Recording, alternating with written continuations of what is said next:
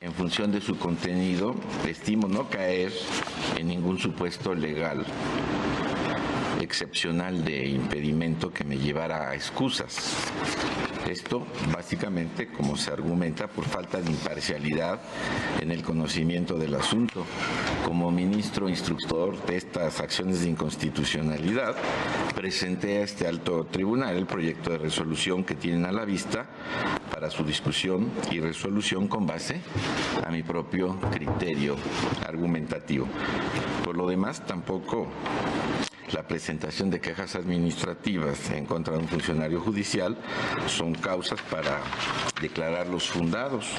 Esto se confirma con la abundante, conocida y copiosa jurisprudencia que contiene los criterios en general del Poder Judicial de la Federación, de manera que aun cuando considero improcedente esta solicitud, más allá de su contenido, no estimo caer en supuesto legal alguno de impedimento por falta de imparcialidad.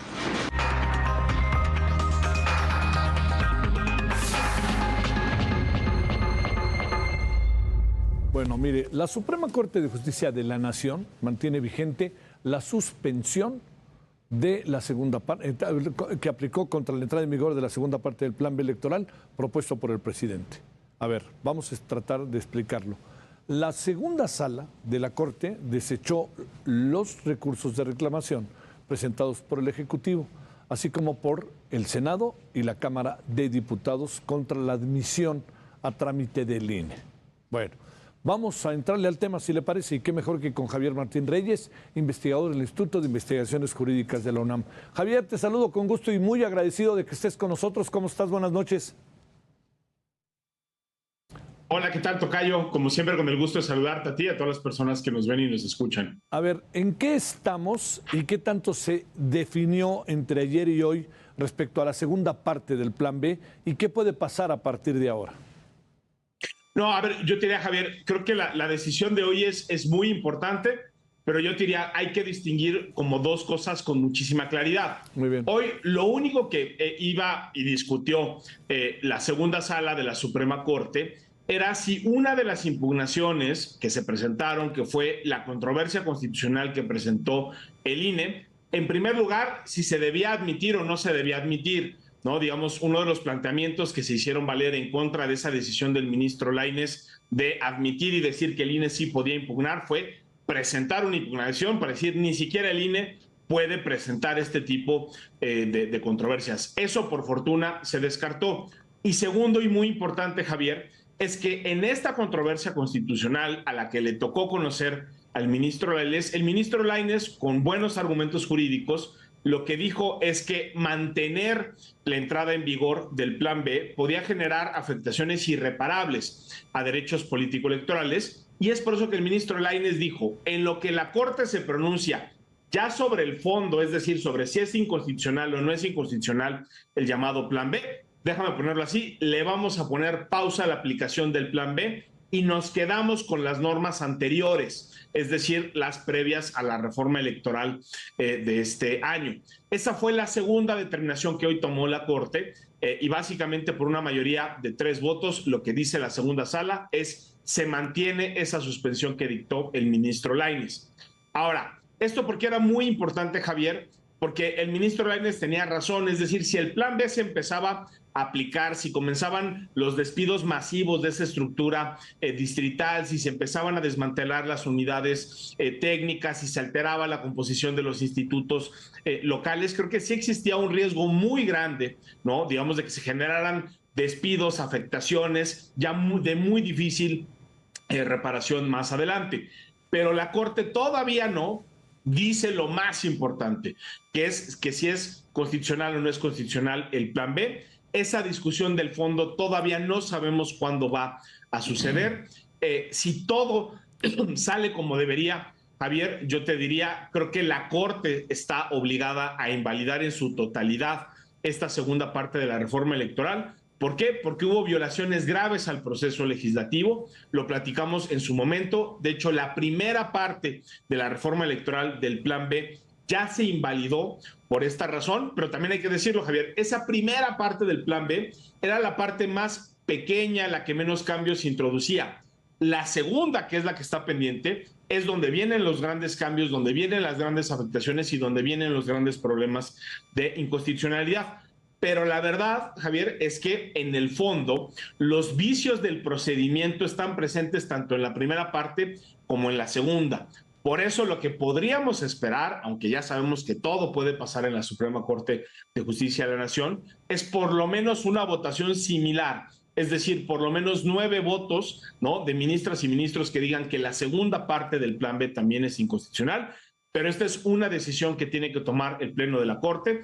Hasta donde tenemos información pública, todavía no se enlista el asunto, es decir, todavía no está, déjame ponerlo así, dentro de la cola de asuntos que tiene la Corte por resolver. Entonces, todavía tenemos que esperar esa decisión que es la más importante, pero vaya que lo de hoy era importantísimo. Es una cuestión, déjame ponerlo así, que generó un debate y ha generado un debate intenso en la Corte. Tan es así que la votación fue 3-2 y no es ninguna casualidad que los 2 votos por detener la suspensión y por permitir la aplicación del Plan B, pues no fueron otras que Yasmín Esquivel Moza y Loreto Ortiz Alf, que han sido las 2 ministras que de manera más consistente han votado, yo te diría, más que con un criterio jurídico, con una consigna política de apoyar los cambios de este gobierno y de sus mayorías legislativas, tocayo, ¿no? Ese es un poco el resumen de lo que pasó. A ver, Javier, déjame plantearte esto. Pasara lo que pasara, esto ya no regiría las siguientes elecciones porque ya estamos a menos de 90 días de que inicie el proceso electoral, ¿o podría pasar algo excepcional? No, a ver, yo te diría, hay un argumento jurídicamente defendible, Javier, que consiste básicamente en decir que como la Constitución dice que las reformas electorales se tienen que publicar 90 días antes del inicio del proceso electoral. Ajá. Entonces, quizá, déjame ponerlo así, podríamos asimilar la suspensión que dictó la Corte con la entrada o la publicación de una reforma electoral. De nuevo, esto es un argumento jurídico, déjame ponerlo así, defendible. O sea, es decir, yo creo que tienen algo de razón quienes lo han planteado. Pero también del otro lado yo te diría, Javier, hay un argumento de decir, no, hombre, la Constitución de lo que habla es de reformas legislativas y dice publicación. Y si nos quedamos con una lectura pues muy letrista, muy textual de la Constitución, uno podría decir, no, hombre, pues el Plan B sí se publicó antes de los 90 días de la veda legislativa y en ese sentido no habría problema. De nuevo, yo te diría, esa sería una cuestión que en su momento podría discutir la Corte. Creo que podría haber argumentos para sostener la posición, pero la verdad, Javier, creo que por fortuna todo parece o todo parecería indicar que lo que va a hacer la Corte es invalidar en su totalidad todo el Plan B. Entonces ya ni siquiera va a ser necesario llegar a esta discusión sobre si la pura suspensión basta para que entonces nos vayamos al 24 con las reglas anteriores, ¿no? A ver, Javier, tocayo, una más, déjame, te planteo. ¿Presumes que nunca acabaremos de discutir, la Corte nunca acabará de discutir el fondo del Plan B debido a que el mecanismo sobre el cual se aprobó lo impide, debido a que no cumple las reglas básicas legales para que pudieras haber sido aprobado?